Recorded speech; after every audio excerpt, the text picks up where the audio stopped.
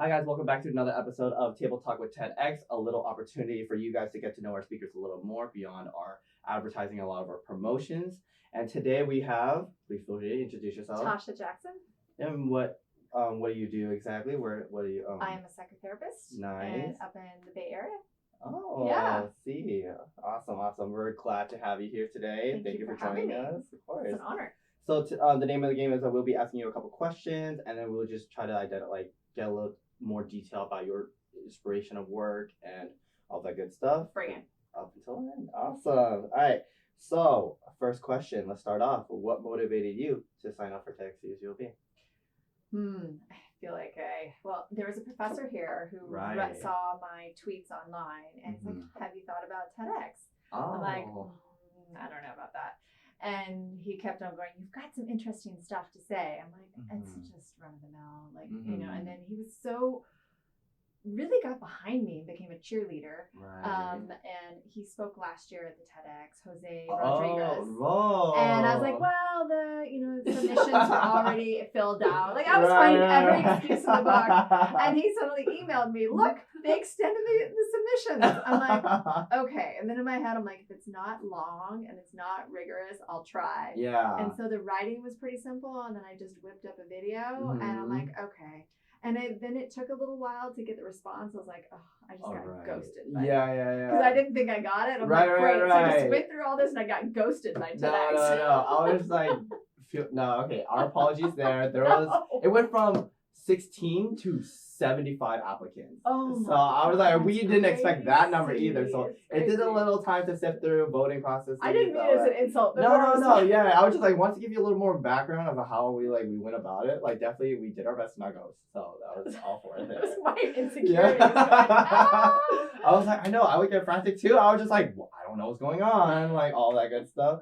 But anyways, he pushed me yeah. and I needed to, and it's my own, and I talk about this in my talk, my own issues in my own voice. Right. And so for having that cheerleader behind me meant a lot to me. So how did you feel when he did the TED Talk and it was like, hey, look, I'm cheering for you, but look, I did it too? It just have anybody behind your back and really truly meaning that you have something to say. Right. I think it's powerful. Even if you have a conversation and someone says to you, oh, I really appreciate you just said that. Yeah. Doesn't it just make you pause and go, okay, wow. Like you feel loved in the moment. Like I know it's Valentine's Day passed just recently, but like you feel very warm inside. Yeah, I mean, because it's that part of we all want to be seen and heard and felt and special, and so for someone to go to that length and say, hey, you should be on this stage. It's it's powerful. It's not something I'll never forget. So yeah, we're glad to have you. Thank you. So the next question is, what inspired you to do the work that you do? Oh boy, how long do we have? I know. Okay. It comes back to my old childhood stuff. I feel like I was born wanting to help people. Right. And okay, what can I do? And if I had my way, I'm not a very good writer, but I would love to change policy and change the world. That grandiose ideology of a kid. Okay, and then when it comes down to it, what am I really good at? Yes. And I feel like I'm strong at connecting with people in person. Right. So, okay, how can I make that into a job? Psychotherapy just seemed like a natural fit. I've had a good one as a child. Actually, she's really bad, to be honest. But in comparison, you're right. But she said some things now. I'm like, oh. Yeah. But I get the idea of that job. I'm like, okay. And it just fits with me. Where some people are like, I couldn't do your job. I'm like, I love my job. Yeah. And you get to share or hear people's deepest thoughts, and you get the training to know what to do. So when you hold that and get them to a better place, I mean, it's amazing. What would be the most fulfilling aspect of this career path? When I know that somebody is happier, they come in miserable and wanting to change, and then they leave feeling empowered that they know what to do. If they get into that rough spot again too, where they don't actually need me, it's kind of like launching a child. And but they feel to change somebody's life like that, not to say that I'm doing it, but help guide them to do it for themselves. I mean, it's pretty amazing. To help them be more in control of their circumstances? Is that what it is? Yeah. So or give them an awakening that Mhm. they are hoping. And I don't mean like awakening, like, oh, there's God, Yeah. but yeah. more of, I didn't understand that about myself. I became aware of that. Mhm. And because of this, Like the this. action plans after that. And then would this be like a one-time visit, like a one-time cure, or is it like progressively over time, years, maybe if needed? For my work with my clients, I feel like it takes time. Right. And problems take time to build, they take time to solve. Mm-hmm. And with that, when we sit and chew on things, we really taste it, right? Yeah. So like how do you navigate the ambiguity? For example, like when people propose like a problem that they are very unsure of, that's like, for example, like still in the works or like still vague. Like how do you like ask what type of questions would you ask the client in order to direct them towards figuring out what that problem is? That's a really good question, in the sense of to really unveil my job, I sometimes don't know what to do. Don't we all? Don't we all? Don't we all? But that's that part of putting it out there. Right. You're really connected with the person, where you're picking up on their feelings. Like, wow, you're ambiguous, and I'm picking up on the ambiguity. And then I hope that I can ask the right questions for you to spark on what that path is. And they're sitting in that unknown that is powerful, but that shows a mental strength that we can sit in the gray, because we want that easy, yes, this way or that way, but to sit in that unknown area, that takes mental strength and flexibility. And so then practicing that skill of like, okay, let's sit in this ambivalence, let's see where it is, versus making a knee-jerk decision. Right. But you can learn in that process of the way you work in a situation, where you naturally go to, where you're scared of, your fears. It can be a big learning part of sitting in that mess. So it's hard, because you want to have someone feel better. Yes. But in that darkness can come a lot of growth. And in this sense, like what would be a recommendation for you for, like, say, for example, I'm the client and I'm looking for your help and how to navigate this darkness. What is a practice I can implement in my day-to-day life? Oh, well, that's kind of like a big question. Right. I was like, as simple as it may be, like anything.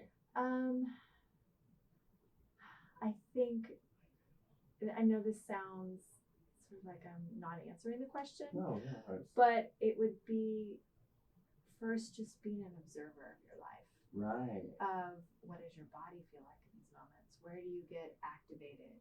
Where do you feel your relationships? What's going on? What's in your mind? How do you think? Where are your feelings? Where are your defenses? So it's just that next level of being mindful of the way your brain is working, your body's working, how you're going about, how you are in relation to people. Right. And that may feel like, okay, where is that going to go? But you're unpacking things. Yeah. Sometimes I tell my clients, it's like a snow globe. You shake it all up, just throw it all out, and we'll see where things go. And I feel often when we have more information, the answers that we're searching for aren't as hard. But it's digging for that little nuggets here. Like the acknowledgement of self. Like that's another extensive process that one has to go through before encountering the issue, correct? Yeah. Awesome. But we have a lot of blind spots that we're not even aware that we're blind of. Yeah. I always think of going to, I see you're wearing glasses. Right. I wear reading glasses. Yeah. And the last time I went, I, got this new, prescription, and I got the glasses and I literally shouted, "Oh my God, I can see!" But I didn't know I couldn't see so badly. Oh. And so I feel like there's a part where sometimes we think we're seeing stuff. Yeah. And then we don't even realize what we're not seeing. Wow. I was like, I just flew into an extraterrestrial world, just thinking about like you thought you knew something, but you didn't, and then you found out, and I'm just like, so hard. Oh my gosh. Okay. Just moving on. See, what is one key takeaway that you would like our attendees to obtain from your TEDx presentation?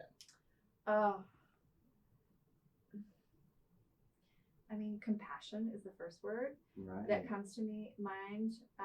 But I want them to look at breakups in a way of growth versus this part of like I can't, it's pain, compartmentalize it away. Right. But like, let's hold that, see what we can take from it, and that you're not bad, evil, failure. Right. Because we've had these losses. So maybe they're gains. And going off of that, and if you had 3 words to describe your presentation, what would they be? Nerve-wracking for me. Nerve-wracking. Okay, that's one word, really. I was like, a hyphen? Yeah, it's a hyphen. I think that's why. Dyslexia is one of them. Okay. 2. Okay, 3 words. Compassion. Right. Growth. And maybe a little laughter. Yeah, you feel like you're gonna incorporate a little humor in here, give people something. I want it to be light. I mean, it opens our heart to something that's dark. Right. So if we can make people laugh, I think then we can just throw in some tough stuff. Oh yeah, you know, like it's like when you're trying to ask your parents for a favor, like you make them laugh, like or get moved first, and they're like, "Now can I have this?" Oh, completely. Yeah. You butter them up. Like, you look so great today, Mom. Can I have $20? As a mom, you know it's coming though. You're like.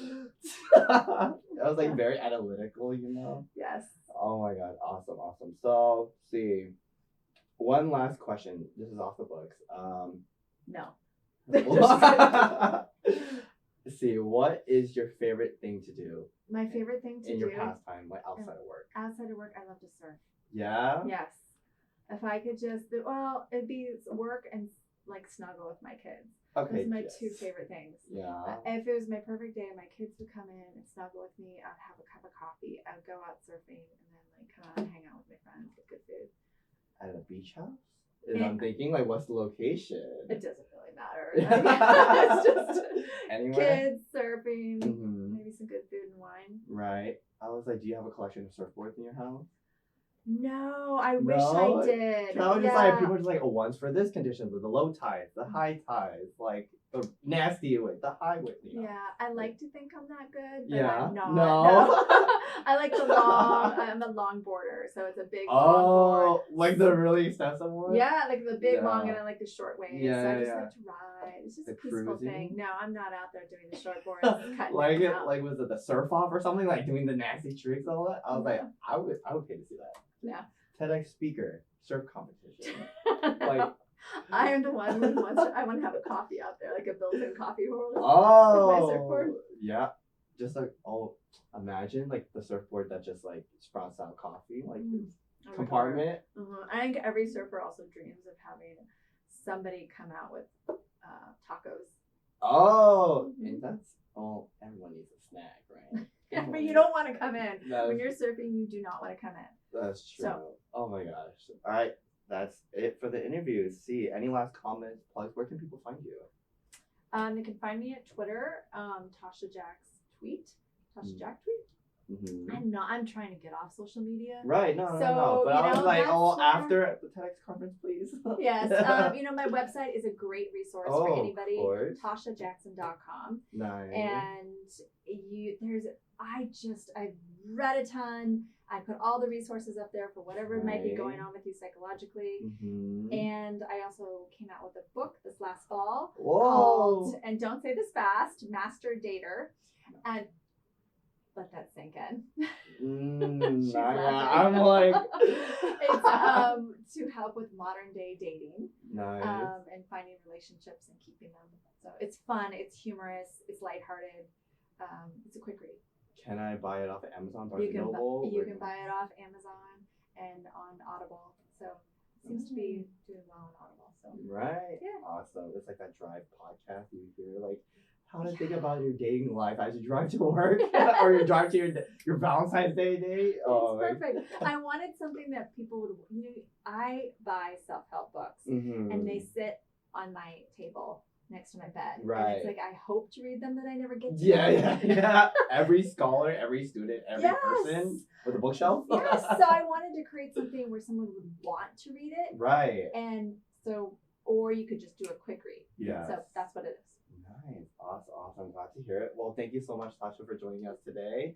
So make sure to check out Tasha on all of her platforms. Hopefully she'll be there by that time when you check her out. And TEDxCSULB will be on all of our platforms, the Facebook, Instagram, Twitter, website, BeachLink, whatever you name, we'll be there. And we'll include everything in the description down below, so feel free to check that out. see. And if you also like these sort of videos, make sure to like, comment, subscribe, share with all your friends. And yeah, other than that, we'll see you on the next episode. Bye.